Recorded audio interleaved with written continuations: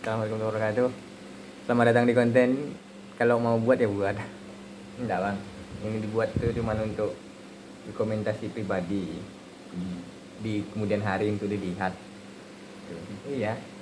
Tidak di apa YouTube. Jadi apa yang mau dibahas? Kenalan dulu bang. Oh, Nah, nama gue Khalid Hafizullah, bisa dipanggil Khalid. santai aja. Ntar. Ya, santai. Ini kan apa cuman untuk upload kemudian hari dilihat gitu. Konten ketiga.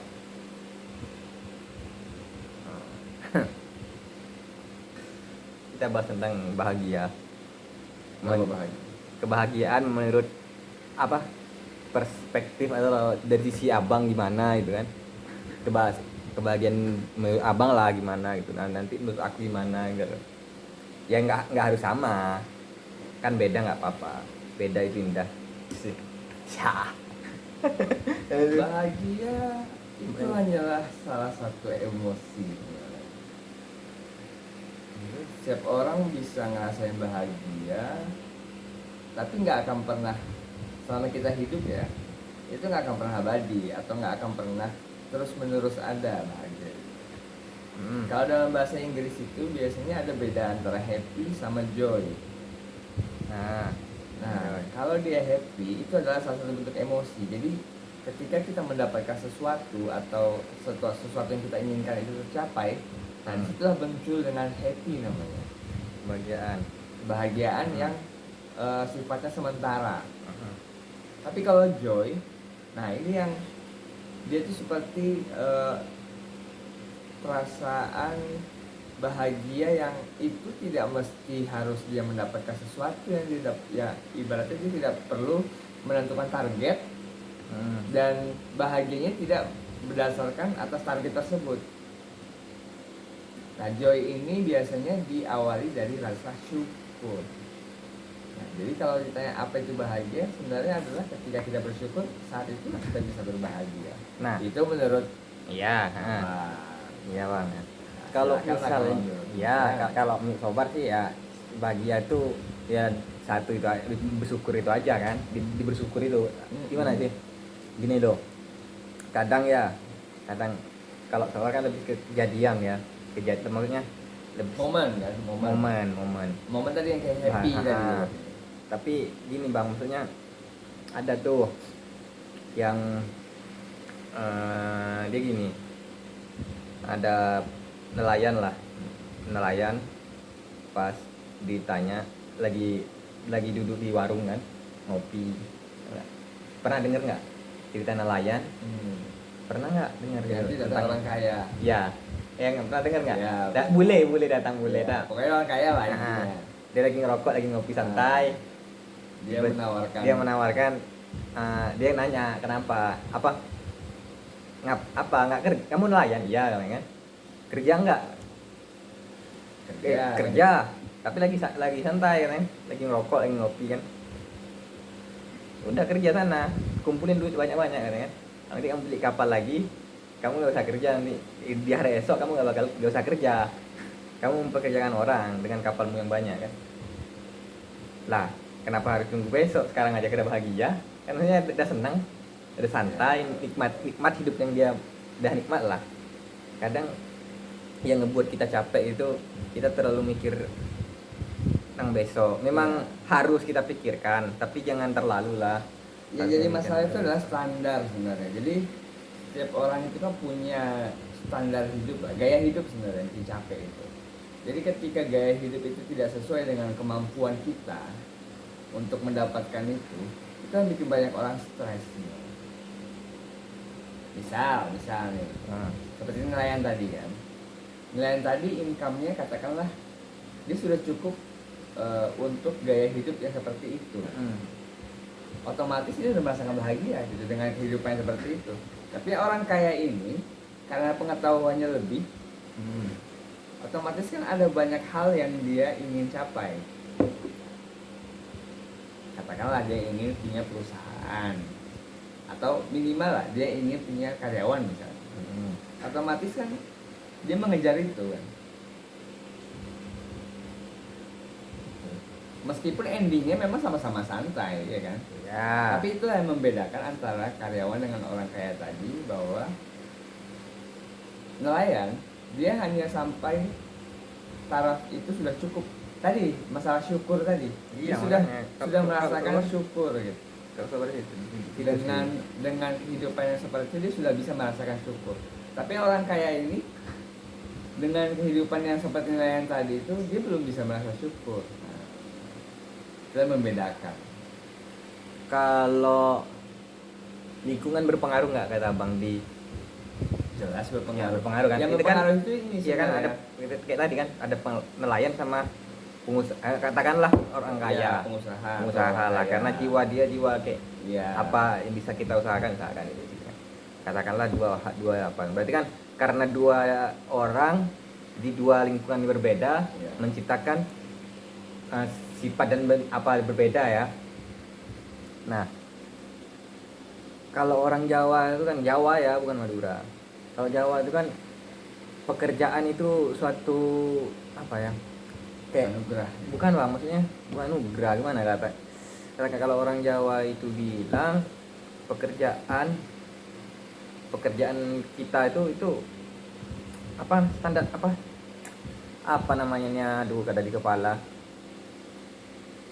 harga diri lah, bisa dikatakan harga diri kita lah, apa kita misalnya kayak Menentukan kita sebagai harga diri manusia lah gitu. Jika kita tidak pekerjaan bekerja kita, berarti anggapannya harga diri kita turun lah gitu kan. istilahnya kalau mau ngelamar anak orang lah, kalau kita nggak kerja kan, kalau di Jawa lah kayak nggak ada, kayak nggak apa, kayak siapa lu, padahal Ya, kan berarti kayak status freelance sosial tuh, lagi ya, status sosial, perbedaan Berpengaruh. strata atau harta lah, kemampuan harta seseorang itu dilihat di situ kan. Sebenarnya itu tidak bisa dibilang salah mutlak ya, karena itu tadi saya bilang yang abang bilang tadi, apa yang enaknya ngomong gue abang saya, serah apa aja, santai aja, orang ini nanti ditengok paling kalaupun upload YouTube berapa orang yang nengok, serius. jadi yang biasa membedakan antara satu orang dengan yang lain atau yang juga strata sosial tadi itu tadi sebenarnya standar yang ditetapkan setiap orang itu berbeda. Tapi dengan kita lah yang kayak dengan umur sekian gitu loh bang, sebenarnya memang belum kategori tua kali kita enggak, cuman kan kategori pas masih gini-gininya nih gitu loh. Produktif. Masih pengen selagi bisa gitu loh. Hmm.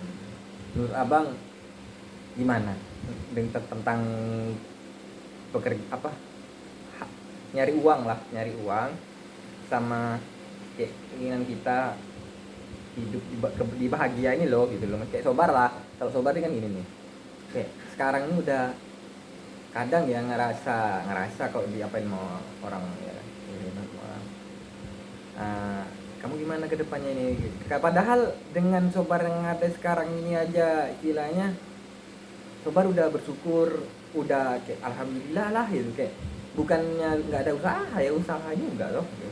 Cuman kan belum ketemu belum istilahnya pintu rezeki itu belum dibuka, tapi kan bukannya nggak usaha nyari kunci, kan lagi nyari kunci, cuman sedang menikmati proses nyari kuncinya nih Sobar nih, di Sobar alhamdulillahin aja gitu kan kadang kita di apain orang itu ya, ingat aja Sobar, ada beberapa hal yang bisa kita kelola dan beberapa hal yang tidak bisa kelola. Orang itu tidak bisa kelola, tapi sikap kita untuk menanggapi orang itu bisa kita kelola. Ya itu gimana menurut abang kalau tentang tanya kamu gimana ke depannya nih gitu. Nah, Sekarang abang saya tanya dulu, Sobar udah bahagia? ya Sobar kalau Enggak, sekarang udah bahagia. Sudah bahagia. Artinya tanpa ada progres pun bahagia. Ya bisa ya, dengan istilahnya Sobar bang bisa makan, bisa nggak kurang, nggak merasa kurang ya, nggak belum kayak terasa makan susah ini tuh dibandingkan dengan istilahnya Sobar yang 5, 7, 8 tahun yang lalu kan Sobar saya alhamdulillah istilahnya bisa ini ada tuh udah seneng, meskipun ya masih namanya manusia sih bang, kalau ya nggak masih pengen lebih kan. Kalau kita baca baru kemarin ini baca tentang Konfusius. Tahu Konfusius? Enggak, Nabinya, benar nabi lah pokoknya itu filsuf yang ternama di Konghucu. Jadi hidup itu adalah sesuai dengan apa yang kita pikirkan. Gitu.